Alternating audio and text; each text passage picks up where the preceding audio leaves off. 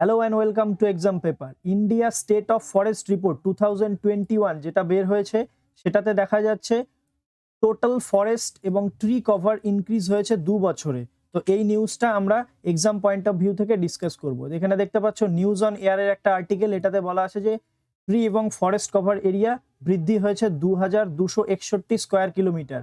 এবং দা প্রিন্টের একটা আর্টিকেল দেখতে পাচ্ছ যেখানে ডিফরেস্টেশন হয়েছে নর্থ ইস্টে, সেই ব্যাপারটাও এখানে তুলে ধরেছে। তো এই নিউজটার দুপক্ষকেই আমরা ডিসকাস করব এক্সাম পয়েন্ট অফ ভিউ থেকে। Let's start. তো India state of forest report 2021, যেটাকে আমরা ISFR বলছি, এই রিপোর্টটা তৈরি কে করে এবং কে রিলিজ করে, এই দুটো আমাদের জন্য খুবই গুরুত্বপূর্ণ।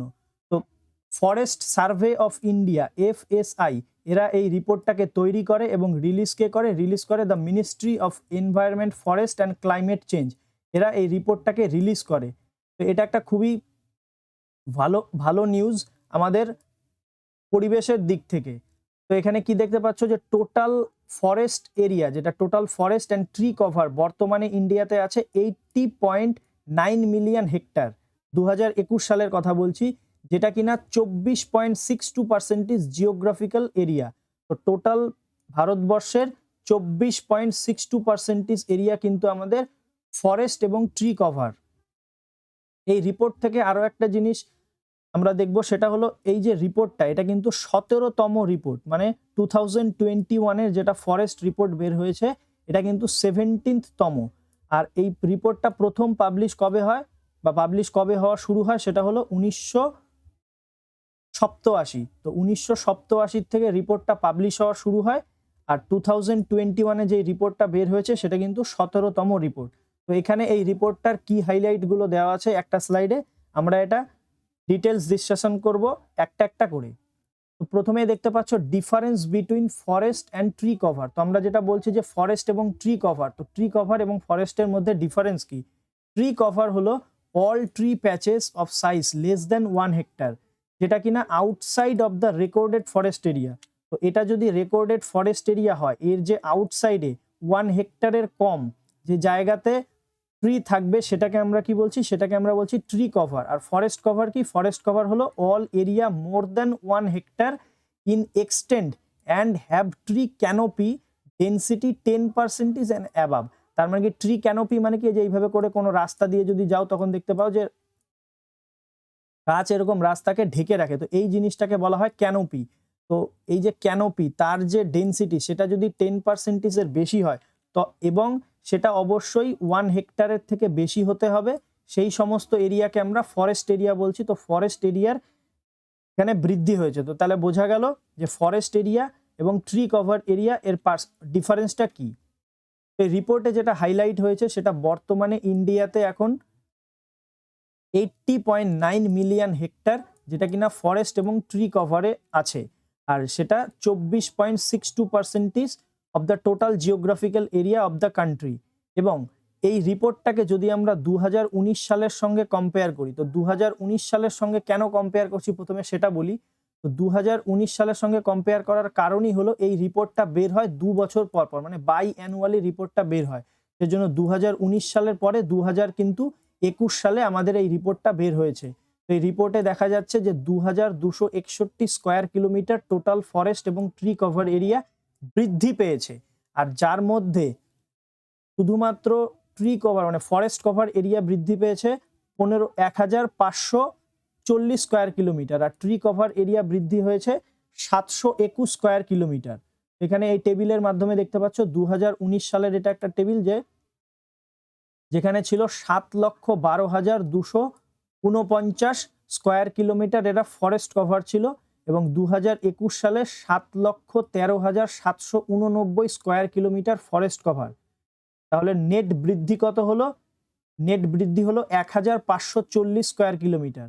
আর ট্রি কভার এরিয়া ছিল 95,000 সামথিং, 95,027 স্কোয়ার কিলোমিটার, এবং এখন দেখা যাচ্ছে যে 95,748 স্কোয়ার কিলোমিটার। তো বৃদ্ধি হচ্ছে 721।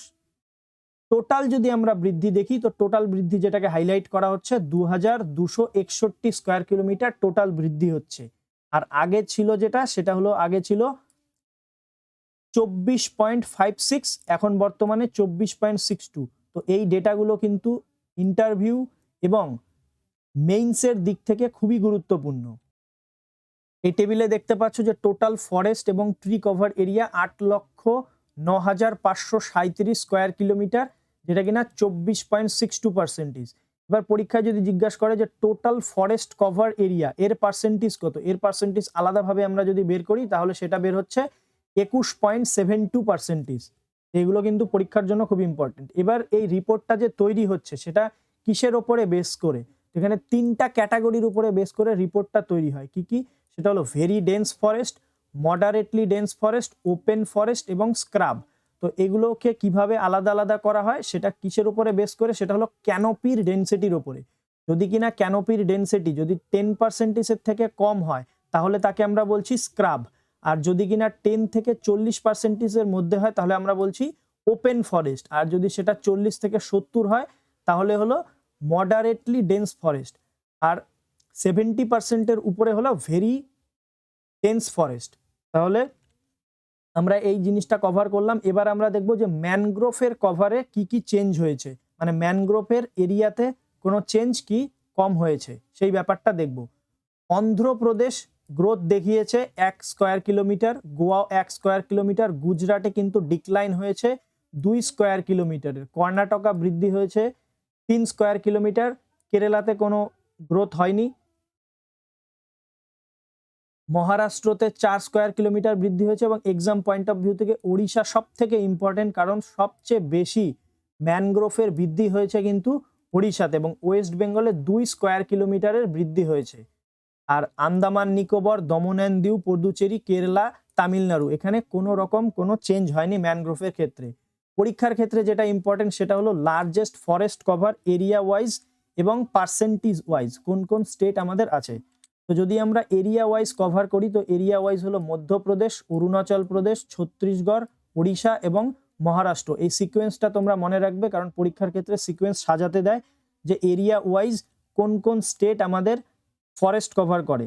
এবং যদি আমরা পার্সেন্টেজ ওয়াইজ দেখি কোন কোন স্টেট তাদের এখানে ফরেস্ট এরিয়া সবচেয়ে বেশি, তো পার্সেন্টেজ ওয়াইজ দেখলে মিজোরাম, অরুণাচল প্রদেশ, মেঘালয়, মণিপুর এবং নাগাল্যান্ড। তো এটা পার্সেন্টেজ ওয়াইজ এবং এটা হলো এরিয়া ওয়াইজ। এই জিনিস দুটো তোমরা মনে রাখবে। নেক্সট আরও এই রিপোর্টে আরও একটা জিনিস উঠে এসেছে, সেটা হলো 17 স্টেট এবং ইউনিয়ন টেরিটরির মধ্যে 33% কিন্তু ফরেস্ট কভার আছে। এখানে দেখতে পাচ্ছ গ্রিন শেডে যেগুলো, সেই সব এরিয়াতে আমাদের ফরেস্টটা বেশি আছে, তো বাকি জায়গাতে কিন্তু ফরেস্ট কম। এটা একটা চিন্তাজনক ব্যাপার, সেখানে কিন্তু খুব একটা বৃদ্ধি লক্ষ্য করা যায়নি। লাক্ষাদ্বীপ, মিজোরাম, আন্দামান নিকোবর, অরুণাচল প্রদেশ এবং মেঘালয়তে মোর দেন 70% ফরেস্ট কভার। তো এই জিনিসটাও কিন্তু ইম্পর্টেন্ট ব্যাপার। এবার যদি একটা এই রিপোর্টে নতুন একটা জিনিস দেখি, তো এখানে কিন্তু টাইগার রিজার্ভ সম্পর্কে গুরুত্ব দেওয়া হয়েছে। টাইগার রিজার্ভের ব্যাপারে এখানে দেখানো হয়েছে যে টাইগার রিজার্ভে কি কি বৃদ্ধি হয়েছে, টাইগার করিডোরে কি কি বৃদ্ধি হয়েছে, এবং লায়ন কনজারভেশনেও কিন্তু কি কি বৃদ্ধি হয়েছে সেটাও এখানে দেখা যাচ্ছে। তো ফরেস্ট কভারে যেটা টাইগার করিডোর, সেই টাইগার করিডোরে দেখা যাচ্ছে যে 37.15 স্কোয়ার কিলোমিটারের বৃদ্ধি হয়েছে, আর ডিক্রিজ হয়েছে 22.6 স্কোয়ার কিলোমিটার।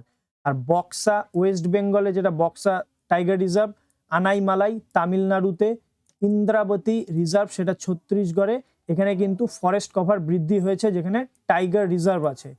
আর এই টাইগার রিজার্ভে যেটা বললাম সেটা সবচেয়ে যেটা ইম্পর্টেন্ট সেটা হলো টাইগার করিডোর। করিডোর মানে কি, যেখান দিয়ে টাইগার চলাফেরা করে, তো সেই এরিয়াটা বৃদ্ধি হয়েছে, কিন্তু অল ওভার টাইগার রিজার্ভের এরিয়াও কিন্তু কিছুটা কমে গেছে। সেটা কত?